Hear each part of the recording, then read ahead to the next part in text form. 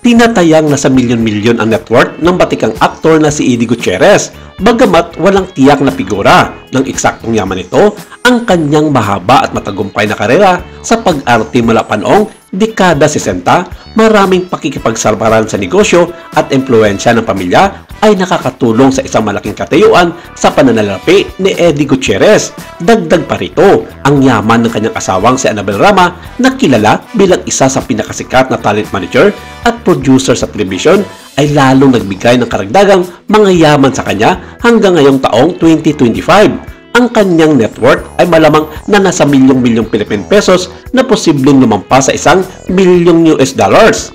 Bukod sa pag-arte, nasangkot siya sa iba't ibang business ventures ng ilang mga kilalang negosyo dito sa Kalakhang, Maynila at ibang bansa. At ilan na nga dito ang Times Education sa Australia kung saan business partner ng kanyang pamilya ang 8th Division World Champion na si Manny Pacquiao. Ang nasabing kumpanya ay isang international school na itinatag nito lamang 2025 kasama ang iba pang business partners nila na mga Australian businessman.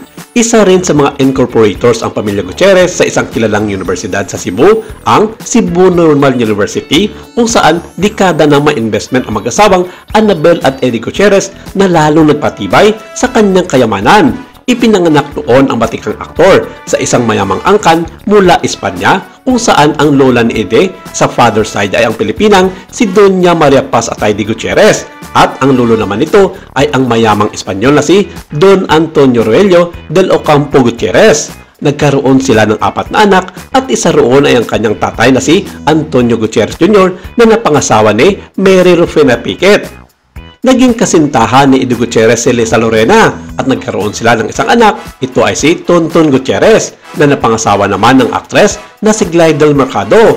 Si Ramon Christopher naman ang naging anak ni Eddie ay Pilita Corrales, ngunit sa huli ang naging asawa nito ay si Annabel Rama at nagkaroon sila ng 6 na anak. Ilan sa mga anak ni Eddie kay Annabel ay gumawa ng pangalan sa show business, kagaya na lamang ni Rufa Gutierrez na dating Miss World second runner-up at kambal na sina Raymond at Richard Gutierrez. Samantala, apo ni Eddie Gutierrez si Janine Gutierrez na anak nina Ramon Christopher at Lutlot de Leon.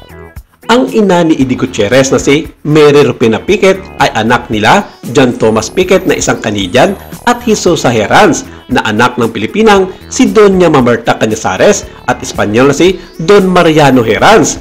Kapatid ng lola Jesusa ni Eddie Gutierrez si Consolacion Herranz na napangasawa ang Pilipino na ang pangalan ay Jesusa Maria Bayot. Nagkaroon sila ng 3 anak. Isa roon si Eugene Bayot na naging asawa ng Pinay na nagngangalang Soledad San Pedro na nagkaroon sila ng 7 anak at isa roon ay si Bernadette Bayot.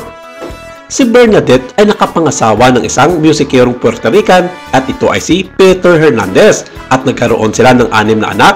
Si Bernadette at Peter ang mga magulang ng sikat na mga awit na si Bruno Mars.